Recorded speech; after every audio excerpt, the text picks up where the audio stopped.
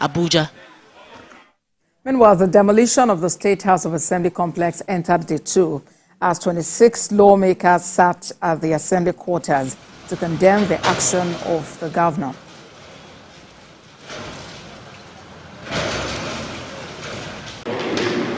These 26 lawmakers say they are not threatened by the ongoing demolition. During their sitting, they all voted in favor of converting their present location, the auditorium of the Rivers State House of Assembly quarters, into the hallowed chamber. They claimed that the action of the governor, Siminalayi Fubara, was politically motivated. I'm convinced that the motive of this demolition is to pave way for the governor to abuse reason to have a meeting with his friend in the government house and make it impossible for proper investigation of the burning of the hallowed chamber and prevention of the legitimate sitting of this house. As tensions threaten to escalate, the lawmakers led by Martin Samehile are calling on the federal government, security agencies and the international community to intervene. From this voting, the House has thereby resolved as follows. 1. To condemn the brazen and unlawful and heartless demolition of the Rivers State House Assembly complex by Siminalayi Fubara, Governor of Rivers State. 2. To draw the attention of the federal government of Nigeria, the Inspector General of Police, the international community, and particularly the United Nations, the United States of America, the United Kingdom, and other well-known democracies to the constant attack by the governor on the legislature of Rivers State and our nascent democracy. They also passed the Rivers State Funds Management Bill and the Rivers State Local Government Amendment Bill into law. They are continuing with legislative business, even though their colleagues on the opposing sides have declared their seats vacant. This bill will impact on the fortunes of our people. Anyone who has interests in our people, interests in our states, will agree that the bill is timely. It's the second time in less than 2 months that the lawmakers would be displaced, but they insist that they are prepared to converge on any location in spite of the controversies surrounding their legitimacy. Uche Okoro, TVC News, Port Harcourt.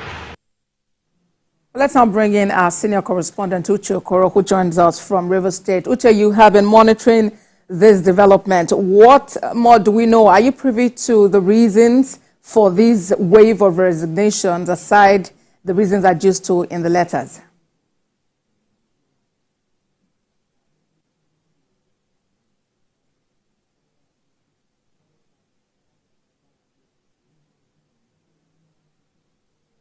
All right, we'll return to Uche in a moment, but let's quickly bring in Lester Wilcox, who is a political analyst. Thank you for joining us at this time. Your state, Rivers State, has been in the news for the past few days, and some have said it's for the wrong reasons. Do you agree? Certainly. Thank you for having me. Good evening to the esteemed viewers and listeners. I cannot agree less. It's for the very, very wrong reasons. This is not the Rivers State I know. This is not the Rivers that I was born into. This is not the Rivers that I grew up from. This is not the Rivers State that had been a shining light to the entire nation even before now. It's rather sad and unfortunate what is going on in Rivers State. And as the matter thickens, we've seen a wave of resignations. What do you think is playing out? Are we likely to see more resignations and realignments? That will not be out of place. As a matter of fact, rumors had it. Number one, I'm not in government. I've never been near brick house. I don't even know how brick house look like right now. Information had it that most of the commissioners presently in the cabinet were all appointees or nominated by ex-governor, former governor, Nyesom Wike. So, because even before I think even before the inauguration or whatever, these commissioners are all serving under the administration of Nyesom Wike. So they were all imposed on SIM. So it's either SIM is asking them to resign, or Wike is asking them to resign and come out and join, because it will be out of place if they are not loyal to the current governor, or the current governor cannot attest to their loyalty complete loyalty, to softly ask them to resign. Or on the other hand, if Governor Wike is sensing that these commissioners can be swayed, and his influence on them being winning down, he also might put pressure on them to resign. Now, there are a lot of intricacies that maybe those living in Port Harcourt and those within around Brick House and the government house will be able to identify and tell. But I would not say more resignation will not come. I think I should be expecting more of it. Well, let's hold you there for a moment and bring in our senior correspondent, Uche Okoro, who has been monitoring developments in Rivers. Uche, are you privy really to any reasons for the resignations by these commissioners in Rivers State, aside what has been stated in their letters?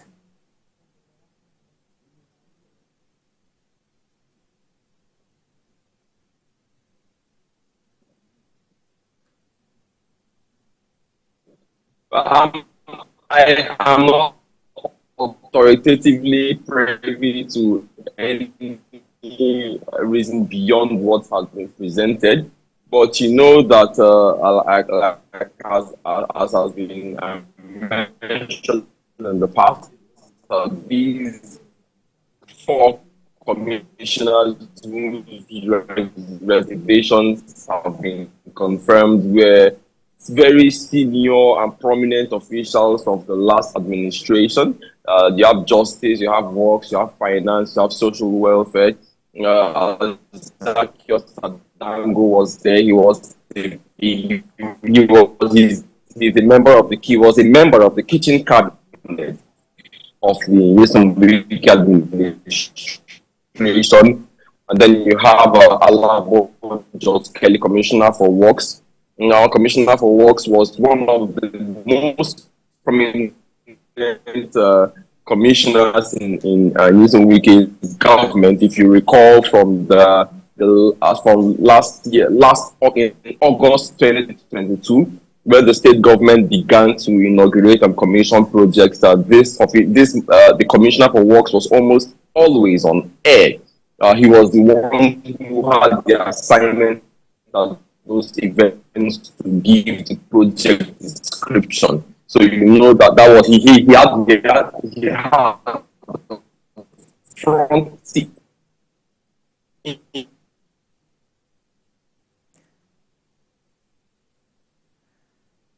Well, Uche, we may have to just get back to you for some more updates from River State. And let's get back to you now, Mr. Wilcox. Of course, development in River State has got different people talking, and there are concerns about what the fate of the citizens and residents of River State is as we speak. What do you think could just be happening, and what is the way forward? Well, I think there's a lot of apprehension in River State because the Rivers people seems to have been what I would call a captured people, because we never had it this bad in River State that a governor, that there will be this kind of, yes, we've had skirmishes of disagreement between former governors. No governor had paid since 1999. No succeeding governor has paid due allegiance to the previous governor. I mean, we saw that in Rotimi Amechi. He had a bit of issue with Sapito delay. From when Nyesom Wike came in, of course, he was antagonistic to Amechi's government. But in this case, one expected that since it was a transition from like a godfather to a godson, things would have been different. But the same scenario is playing out. I think who is suffering are the Rivers people, because right now there is so much apprehension. I would not think that the issue of five or four legislators running River State is appropriate. So at some point there's going to be, nobody knows how it's going to pan out. Right now there's a court order that recognizes that of the speakership of Honorable Ehe. But again, that is the court. The court can say it today, tomorrow it says and that thing. So there's total apprehension, and who suffer the Rivers people. And for me, I'm calling on the Rivers people to wake up. I say, look, if the Rivers people has not allowed cracks in the wall, then reptiles or lizards would not have gone in. What's happened in the past I'm sure people like Rotimi Amechi will be laughing. Somebody like Rotimi Amechi will just be smiling and laughing and say, yes, I told them. Because what happened in 2015 need not to have happened, and will not have found ourselves in this quagmire. The Rivers people will not have found ourselves in this. So this is an eye-opener to Rivers people. It is time we stop playing, that we stop playing national politics and play at local, because every politics is local. There is this unwritten rule in Rivers State between the upland and riverine dichotomy, and that's what the Rivers people. Mr. Wilcox, just to hold you for a while, there is news just in from Rivers State.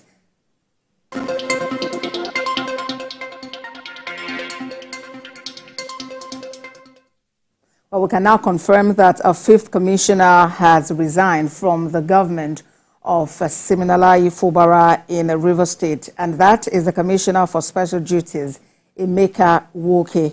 He is also former Chief of Staff, Government House in the administration of former Governor Nyesom Wike, and that brings to a total of 5 commissioners who have resigned within 24 hours under the administration of Governor Siminalayi Fubara of Rivers State. Let's get back to you now.